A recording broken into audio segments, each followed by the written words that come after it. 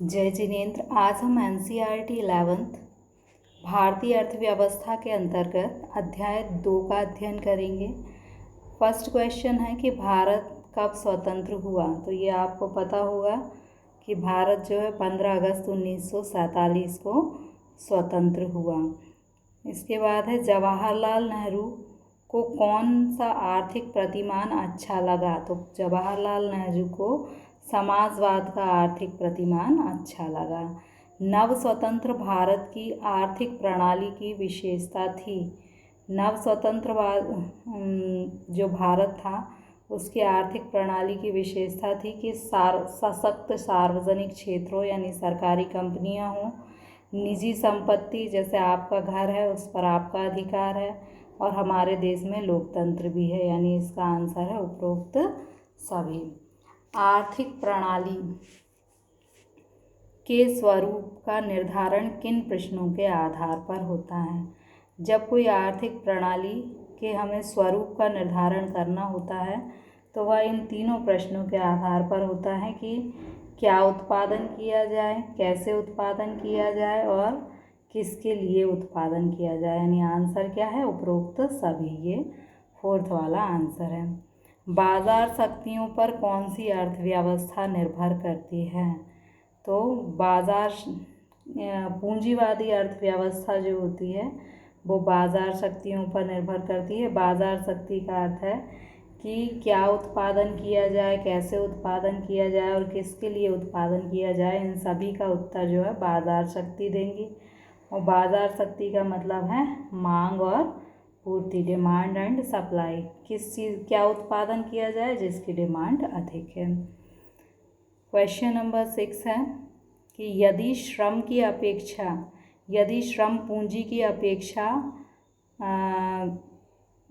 सस्ता है, ये होना चाहिए। यदि श्रम पूंजी की अपेक्षा सस्ता है तो सस्ता है तो कौन सी विधि उपयुक्त होगी। मतलब श्रम सस्ता है तो हम श्रम प्रधान विधि का उपयोग करेंगे। देखिए, यदि मान लीजिए कि किसी देश में जैसे हमारे यहाँ जनसंख्या ज़्यादा है तो हमारे यहाँ यदि हम मशीनों से काम लेंगे, वही काम मशीन भी कर सकती हैं और वही काम श्रमिक भी कर सकते हैं, लेकिन श्रमिक सस्ते हैं और पूंजी महंगी है, तो हम किसका प्रयोग करेंगे, श्रमिक का।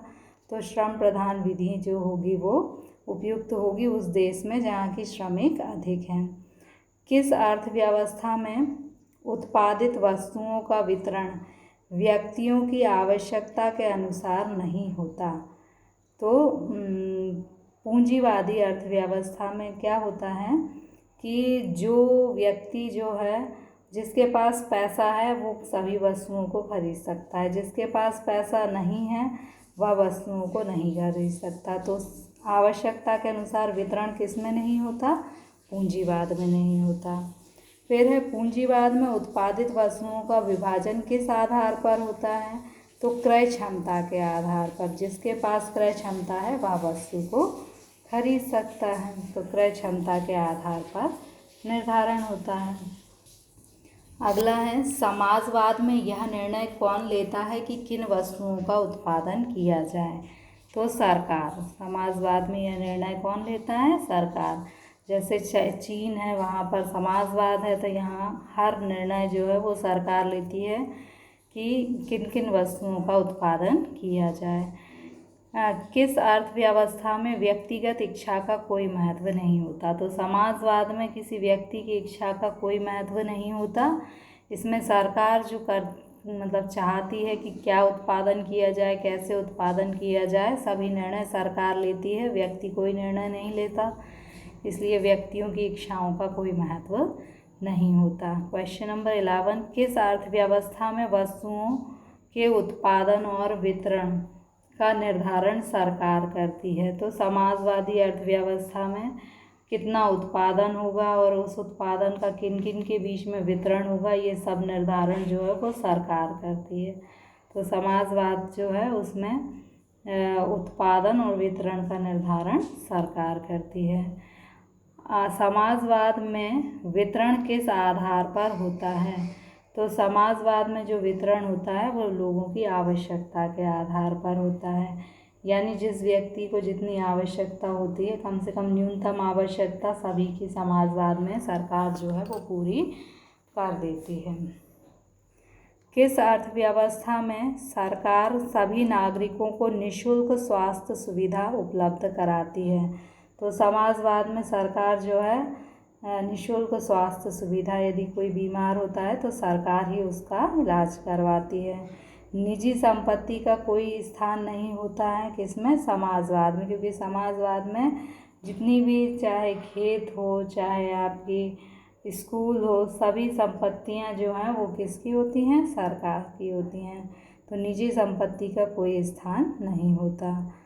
फिर है, किन देशों में आर्थिक गतिविधि सामाजिकता के सिद्धांत पर निर्देशित होती हैं? तो ये चीन और क्यूबा जो हैं वो उन दोनों देशों में सामाजिकता के सिद्धांत यानी समाजवाद के सिद्धांत के आधार पर आर्थिक गतिविधियां निर्धारित होती हैं।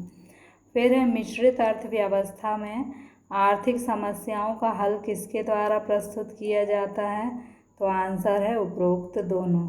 ये मिश्रित अर्थव्यवस्था क्या होती है? जिसमें पूंजीवाद और समाजवाद दोनों ही। आपको पता है कि समाजवाद में सारे निर्णय सरकार लेती है और पूंजीवाद में सारे निर्णय बाजार लेता है, और मिश्रित अर्थव्यवस्था में दोनों का मिश्रण है, इसलिए इसमें समाज और सरकार और बाजार दोनों मिलकर निर्णय लेते हैं।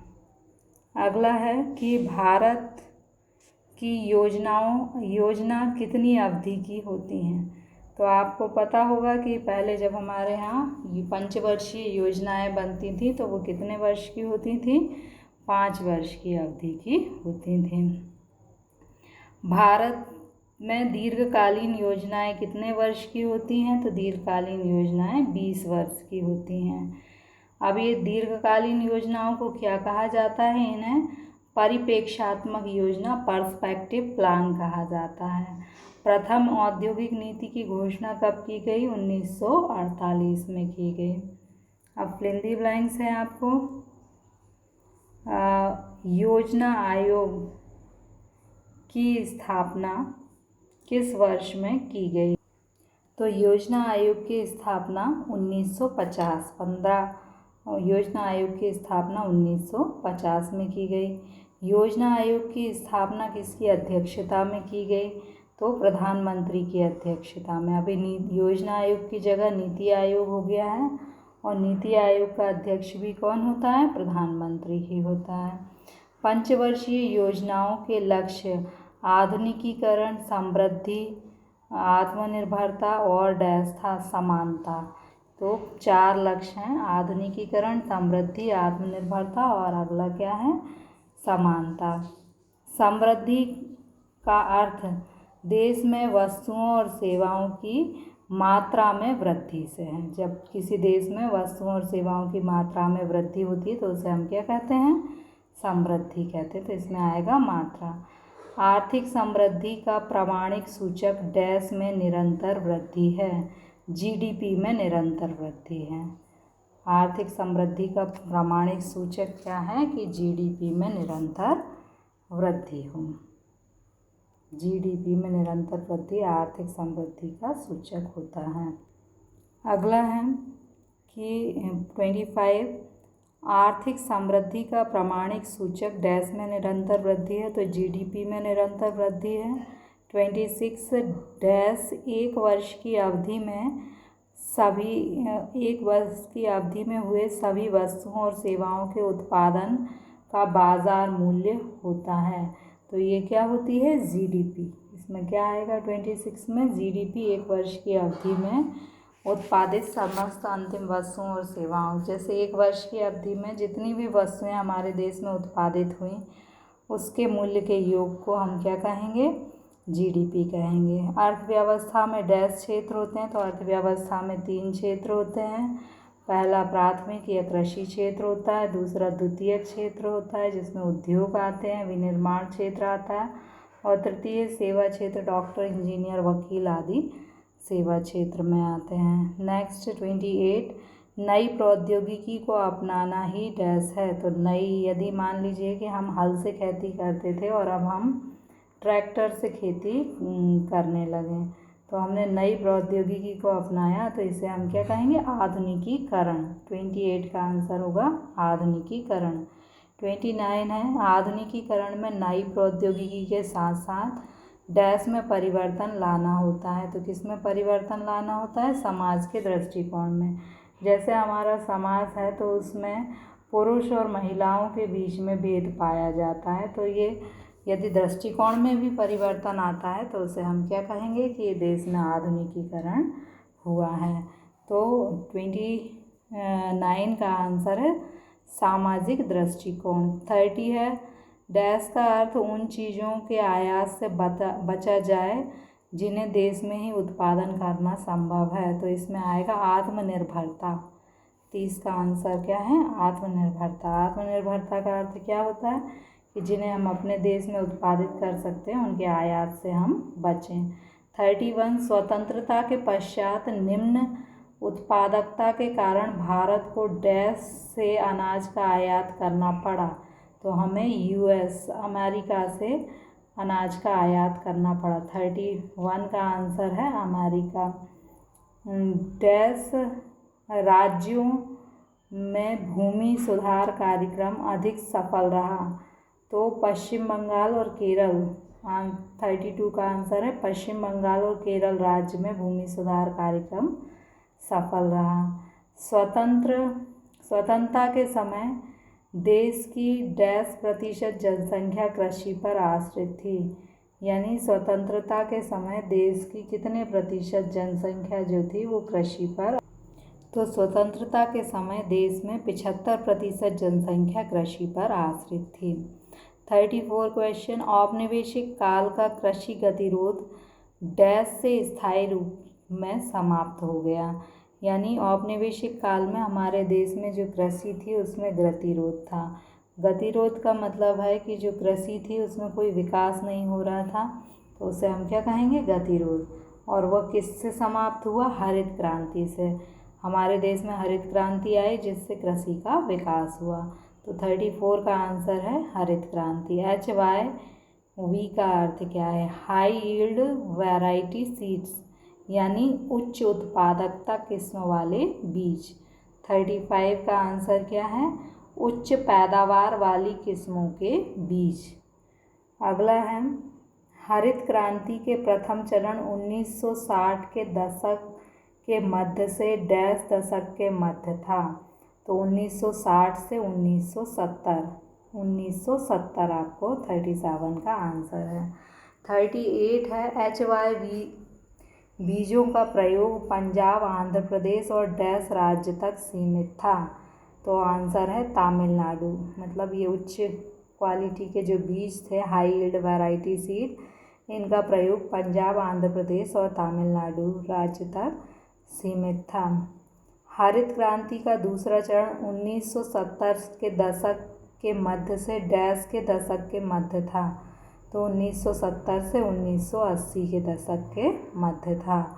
39 का आंसर है 1980। डैश के दशक के अंत तक देश में कृषि उत्पादकता में वृद्धि से भारत खाद्यान्नों में आत्मनिर्भर हो गया। मतलब किस दशक तक भारत जो है खाद्यान्न के मामले में आत्मनिर्भर हो गया?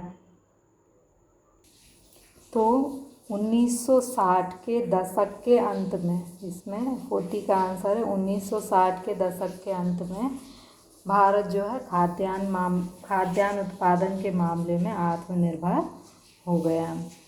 अब एक शब्द में उत्तर है, 1990 तक देश में कितने प्रतिशत जनसंख्या कृषि में लगी थी?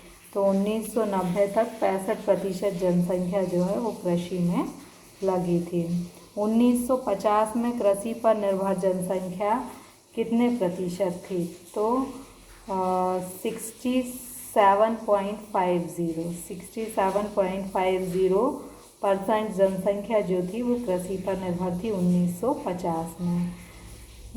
43 में है, 1990 में कृषि पर निर्भर जनसंख्या कितनी थी?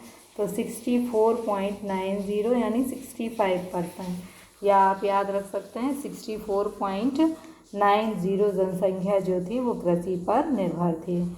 किस पंचवर्षीय योजना में यह निर्णय लिया गया कि सरकार बड़े और भारी उद्योगों पर नियंत्रण रखेगी? द्वितीय पंचवर्षीय योजना में यह निर्णय लिया गया। 44 का आंसर है द्वितीय। पहली पंचवर्षीय योजना में कृषि पर जोर दिया था, दूसरी पंचवर्षीय योजना में उद्योगों पर जोर दिया गया। किस योजना में समाज के समाजवादी स्वरूप का आधार तैयार करने का प्रयास किया गया? तो यह भी आंसर है द्वितीय। यानी समाजवादी स्वरूप यानी सरकार ही उद्योगों की स्थापना करेगी, तो यह द्वितीय पंचवर्षीय योजना में किया गया था। औद्योगिक नीति 1956 में उद्योगों को कितने वर्गों में वर्गीकृत किया गया था? 3 वर्गों में वर्गीकृत किया गया था। पहला वर्ग जो था उस पर सरकार का पूरा नियंत्रण होता था, दूसरा वर्ग जो था उसमें सरकार की प्रमुख भूमिका थी और निजी क्षेत्र गौण था, और तृतीय वर्ग जो था उसमें वे उद्योग आते थे जो प्रथम और द्वितीय क्षेत्र में नहीं आते थे, ये निजी क्षेत्र के लिए छोड़ दिए गए थे। अगला है आपका कि क्वेश्चन नंबर 47, 1955 में गठित ग्राम एवं लघु उद्योग समिति को क्या कहा जाता था? कार्वे समिति। 47 का आंसर है कार्वे समिति का गठन ग्राम और लघु उद्योगों के लिए किया गया था। लघु उद्योग की परिभाषा बताइए। तो लघु उद्योग की जो परिभाषा है वो समय के साथ साथ परिवर्तित होती रही। तो 1950 में लघु उद्योग उन इकाइयों को कहा जाता था जिनमें कि 5 लाख तक अधिकतम निवेश होता था, परंतु अब यह बदल गई है। अब 1 करोड़ तक अधिकतम निवेश वाली इकाइयों को लघु उद्योग में शामिल किया जाता है। तो पहले 1950 में 5 लाख और अब वर्तमान में 1 करोड़ तक की इकाइयों को लघु उद्योग कहा जाता है। आयात संरक्षण के प्रकार बताइए। तो सरकार आयात संरक्षण का मतलब होता है कि किस प्रकार आयात विदेशों से जो वस्तु आयात हो रही है उससे हमारे देश के उद्योगों को संरक्षित किया जाए। तो कोटा और लाइसेंस, प्रशुल्क और कोटा। प्रशुल्क और कोटा क्या होते हैं कि संरक्षण प्रदान करते हैं। कैसे संरक्षण प्रदान करते हैं कि ये विदेशी वस्तु को महंगा कर देते हैं जिससे हमारी वस्तु को संरक्षण प्राप्त होता है। अगला क्वेश्चन है आपका कि कोटा किसे कहते हैं। तो कोटा जो है उसमें वस्तुओं की मात्रा निर्दिष्ट होती है जिन्हें आयात किया जा सकता है। कोटा में वस्तुओं की मात्रा निर्दिष्ट होती है जिन्हें आयात किया जा सकता है। इसे आप ये समझिए कि सरकार ने निर्धारित कर दिया कि कोई भी व्यक्ति मतलब हमारे देश के अंदर जो है 50 करोड़ टन से अधिक वस्तु का आयात नहीं किया जाएगा, तो ये क्या हो जाएगा? कोटा हो जाएगा। फिर है नई औद्योगिक आर्थिक नीति कब प्रारंभ की गई? तो 1991 में, 1991, 47 का आंसर। 1950-51 में औद्योगिक क्षेत्र का जीडीपी में योगदान कितने प्रतिशत था? हाँ, तो 1950-51 में औद्योगिक क्षेत्र का जीडीपी में योगदान 11.8। 48 का आंसर है 11.8%। 49 है 1990-91 में औद्योगिक क्षेत्र का जीडीपी में कितने प्रतिशत योगदान था? तो 1990-91 में 24.6%। 1990-91 में औद्योगिक क्षेत्र का योगदान कितना था? 24.6%। भारतीय योजनाओं का निर्माता किसे माना जाता है? पीसी महालनोबिस। किसे माना जाता है? पीसी महालनोबिस। ये जो थे हमारे देश के योजनाओं के निर्माता थे और इन्होंने द्वितीय पंचवर्षीय योजना के निर्माण में महत्वपूर्ण भूमिका निभाई। अगला है कि प्रोफेसर महालनोबिस का संबंध किस पंचवर्षीय योजना से है? तो द्वितीय। 51 का आंसर है द्वितीय। दूसरी पंचवर्षीय योजना महालनोबिस के सुझाव के आधार पर बनाई गई। 52 महालनोबिस का जन्म कहाँ हुआ था? तो महालनोबिस का जन्म कोलकाता में हुआ था, 1983 में हुआ था। भारतीय सांख्यिकी संस्थान की स्थापना किसके द्वारा की गई? तो ये भी महालनोबिस, PC महालनोबिस, प्रशांत चंद्र महालनोबिस, या महालनोबिस अकेला भी लिखेंगे तो चलेगा। विकास के उच्च स्तर पर किस क्षेत्र का GDP में योगदान अधिक होता है? तो विकास के उच्च स्तर पर सेवा क्षेत्र का योगदान अधिक होता है। जब विकास शुरू होता है तो कृषि क्षेत्र का योगदान अधिक होता है और उच्च स्तर पर सेवा क्षेत्र का योगदान अधिक होता है। तो 54 का आंसर है सेवा क्षेत्र। भारत की GDP में क्षेत्र का योगदान अधिक है। किस क्षेत्र का योगदान अधिक है? सेवा क्षेत्र का योगदान अधिक है।